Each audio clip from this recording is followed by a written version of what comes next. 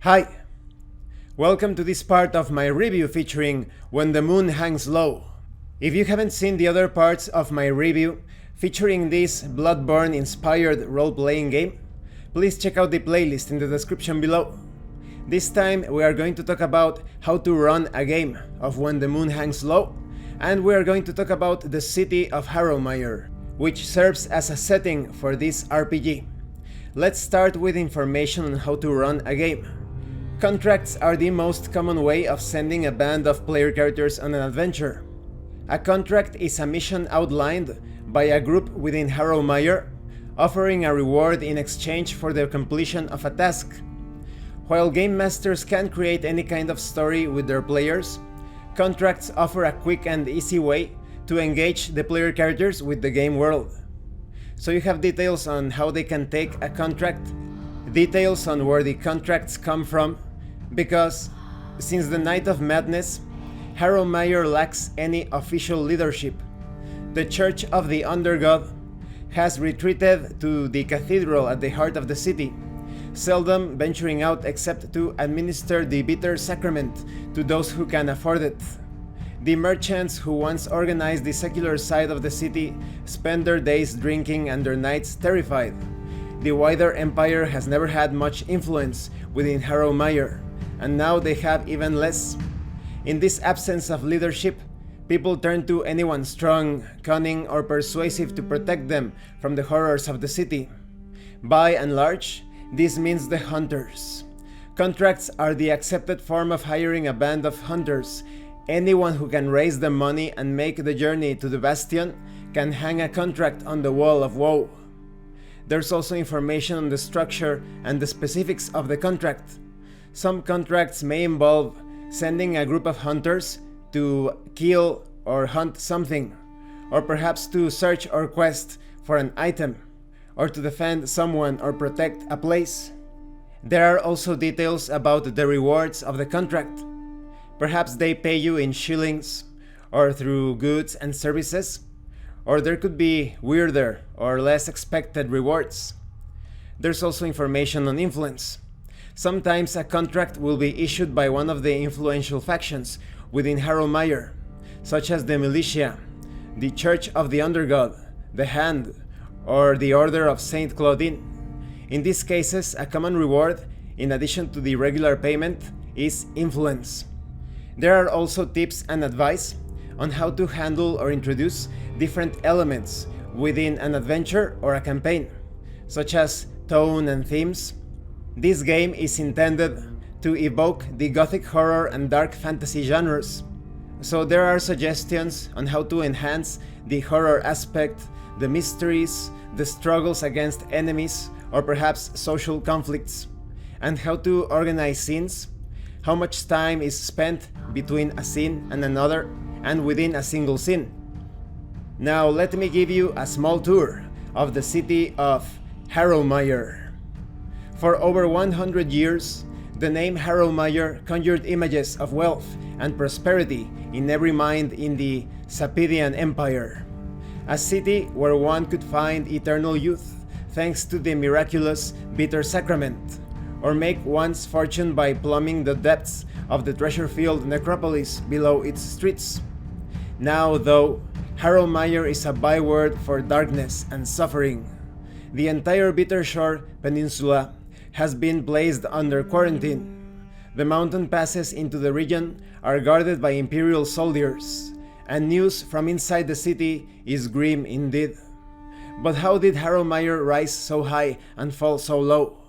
Many Imperial scholars have studied the history of the so-called Cursed City for answers. Let's talk about the history of Harrowmire. Harrowmire sits on the Bittershore Peninsula at the eastern extremes of the Empire, overlooking the cold waters of the Eastern Ocean, reachable only by 3 narrow passes that wind through the foreboding Iron-rich mountains. For centuries, Harrowmire was nothing more than a remote whaling town, of note to almost no one. Harrowmire had never been wealthy.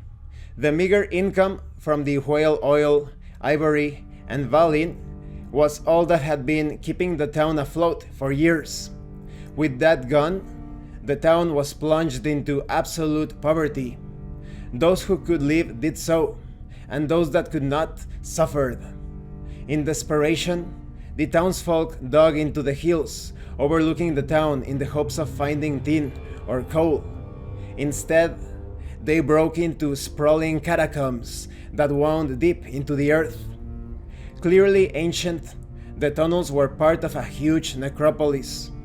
To the amazement of the townsfolk, the tunnels were filled with ancient grave goods of gold and silver, encrusted with precious gems.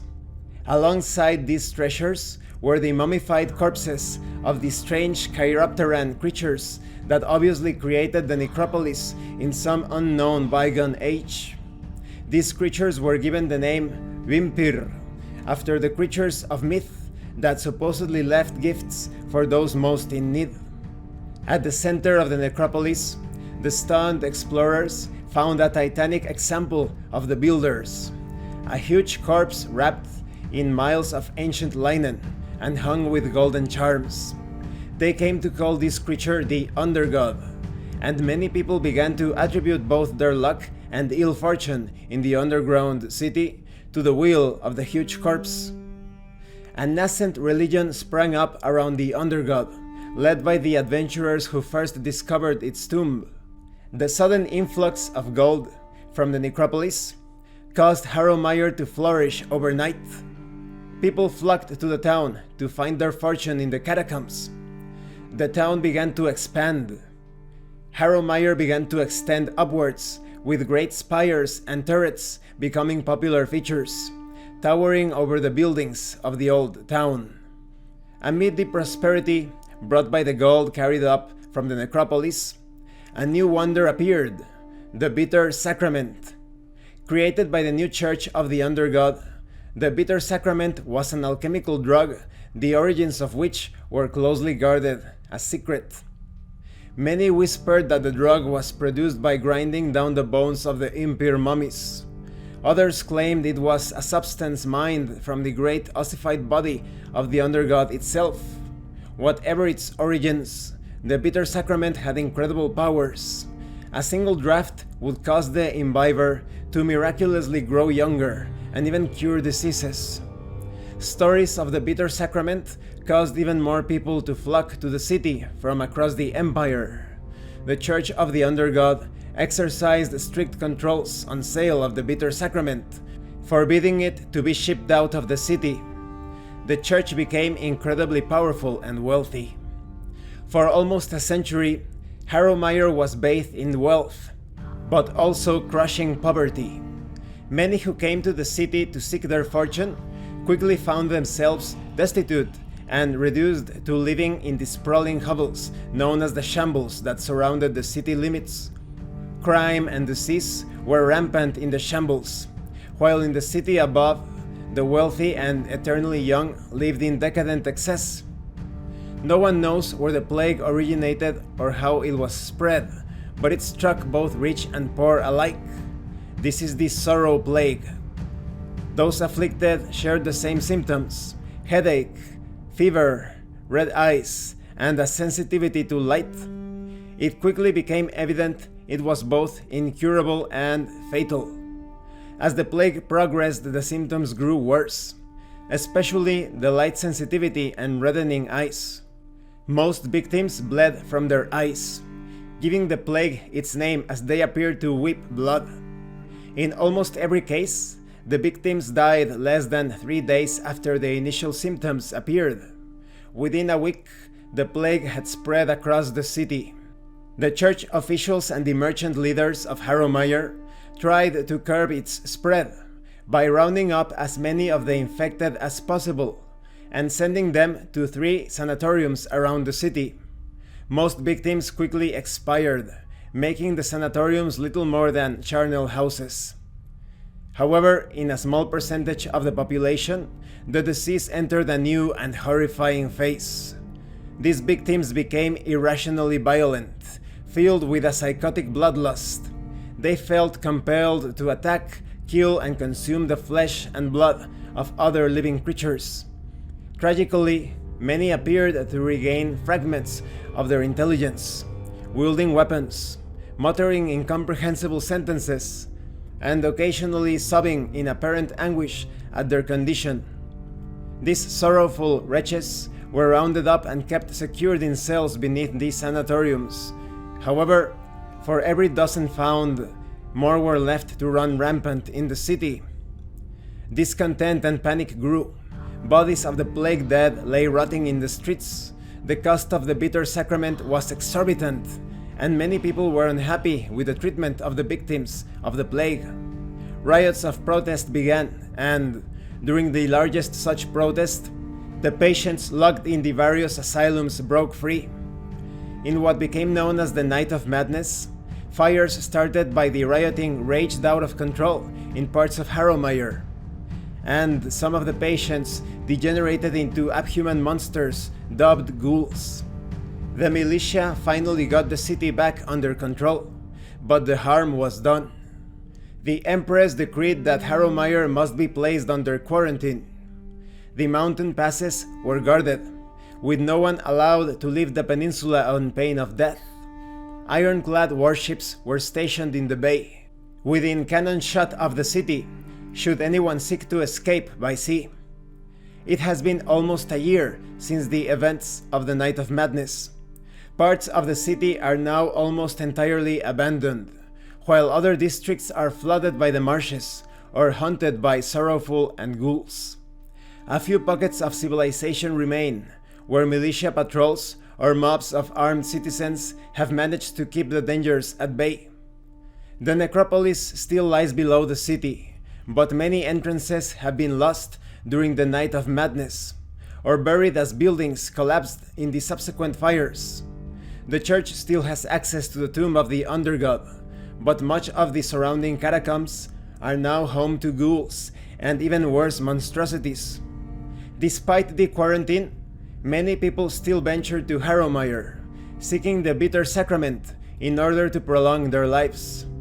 Others come seeking their fortune in the necropolis below the city, even knowing that they can never leave Harrowmire once they enter. Lastly, there are those drawn to the city by the strange threats of fate, the hunters. These people, having had a brush with the strange forces of darkness elsewhere in the Empire, feel compelled to make the journey to Harrowmire, perhaps not even knowing where their travels will take them. Let's talk about the areas of the city. Harrowmire is a dense and labyrinthine city, expanding across the hills that contain the necropolis and down to the coast where the old town used to stand. To the north of the city lie the expansive bone-rot marshes, through which winds the Cold Wine River. To the south of the city is the Bastion, the former abbey now used as a staging post for hunters. So the Bastion truly stands as the official and unofficial staging post and command center. This is where many hunters come to find contracts. Once an abbey dedicated to Saint Heracleona, the Bastion lies outside the limits of Harrowmire proper, and as such escaped the heretical purge the worshippers of the undergod performed during the heyday of Harrowmire. There are also places such as the Shambles, a huge swathe of slums that surround Harrowmire, ramshackle housing built to accommodate the droves of poorer travelers who flocked to the city during its golden age. The Shambles lie between the Bastion and the new city, meaning any hunters who wish to reach the main precincts of Harrowmire proper must traverse the unlit cobbled streets. Some of the darker streets are plagued with giant rats, gutter boars, and even haunted by sorrowful. We also have places such as the Bone-Rot Marshes, the sprawling marshes that surround the northern limits of Harrowmire, following the banks of the Cold Wine River as it makes its way to the sea. In bygone days, the residents of the town used to hunt the marshes for eels and birds, but in recent years there are rumors of huge bloodthirsty crocodiles, strange red-eyed herons, and even worse monsters deeper in the swamps. Surrounding Harrowmire are miles of farmlands, which used to feed the city in its heyday. Even before the Night of Madness, the farmlands had begun to collapse thanks to lack of labor and seasonal flooding from the nearby marshlands. Now the majority of the farmlands are abandoned. Miles of rotting fields studded here and there, with abandoned barns and farmhouses, and the occasional ruined windmill. We also have details on the Old Town. The Old Town is the remains of the oldest parts of Harrowmire, buildings that date back over a century to before the discovery of the necropolis. Old Town sits at the base of the hills, alongside the cold rack docks. When money and fame came to Harrowmire, new buildings quickly surrounded Old Town, and then overshadowed it with towering structures. It is now home to the poorest and most impoverished inhabitants, and it is used as a regular hunting ground of both ghouls and hunters. There are also details on the cold rack docks. These old docks that once formed the sole source of income for Harrowmire in its previous existence as a whaling town have declined in recent years. With the discovery of the necropolis, the docks were repurposed to cater to ships bringing travelers from overseas. At the southern edge of the docks, overlooking the ocean, lie the old whale yards. Abandoned well over a century ago, when the whaling industry collapsed, these yards are a warren of rotting wooden ships, ancient whale bones, and muck-filled slipways. We have details on the New City. Although called New City, this district is nearly 100 years old, dating back to the first boom of wealth experienced by Harrowmire, with the discovery of the necropolis and the Bitter Sacrament. Ringed by an impressive wall, isolating it from the rest of Harrowmire, the New City is home to the wealthiest citizens, those who can afford regular doses of the Bitter Sacrament, and as a result have remained young and healthy for decades. The militia and church wardens often patrol the streets of the New City at night, but even so it is not uncommon for dawn to fall on a house with shattered doors and the floors inside awash with blood. 4 huge archways allow access to the New City from the rest of Harrowmire, each guarded by numerous church wardens who stringently vet those seeking to enter. There's also information on the Cathedral. The huge Cathedral of the Undergod dominates the heart of the New City, large enough that many people consider it to be a district in its own right. Guarded by the masked and armored church wardens, and with countless winding passages and spires, the cathedral is more like a citadel than a place of worship.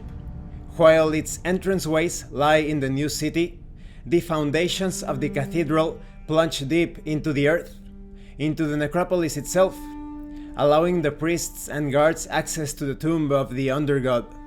It is unknown how many priests reside within the cathedral these days. Few venture far from the safety of its walls, unless they have to. We also have details on the necropolis, the ancient corpse city of the Impir. The lightless tunnels of the necropolis wind for unknown miles beneath Harrowmire. No one knows how long ago the necropolis was constructed, or anything concrete about the society that deemed it so important. The corridors of the necropolis are built to dimensions slightly larger than human, and adhere to geometries that most explorers find unsettling. Anyone who has visited the necropolis and returned talks of the awful, pregnant atmosphere of dread that settled on them as soon as they entered the tunnels, a feeling of being lost in the veins of a vast, ancient creature that resented their presence. Countless dozens of adventurers who have entered the city beneath the city have vanished. It is certain that unspeakable things make their home down there. There are entrances to the necropolis all across Harrowmire. Because of the multitude of access points, countless sorrowful and ghouls make their homes in the necropolis when the sun rises each day. Everyone in Harrowmire fears the night, and with good reason. As the sun sets behind the mountains, people hurry home, barring their doors and praying to either the Imperial Saints or the undergod that they might see the next dawn. As the moon rises, the sorrowful ghouls and other stranger creatures creep from the sewers and tunnels to roam the streets in search of prey. While some areas of the city are moderately safe to travel during the day, come nightfall, even the torch-lit boulevards of the new city are prowled by bloodthirsty monsters. And this concludes this part of the review. In the next part, we are going to talk about the factions and the antagonists. I have just given you a very small tour of the setting. There are details on different sites within the places of interest. There's information on the notable people within the city, and both places and people serve as adventure seats. A lot of the places are cursed or haunted, and many of the non-player characters are very suspicious or not entirely trustworthy. I love this setting. It's so gothic, so dark, and because of the many mysteries and places of danger, it is very easy to come up with ideas for contracts. I also think that the game mastering section of the book is excellent, giving you a brief but clear explanation on how to run a when the moon hangs low scenario or campaign. Thank you for watching this part of the review. If you have any comments or questions, please let me know. And thank you so much to those of you that have been supporting the channel by sending drive-thru RPG gift certificates. If anyone else wants to further support the channel, the information on how to do that will be in the description below. Once again, thank you, and see you later.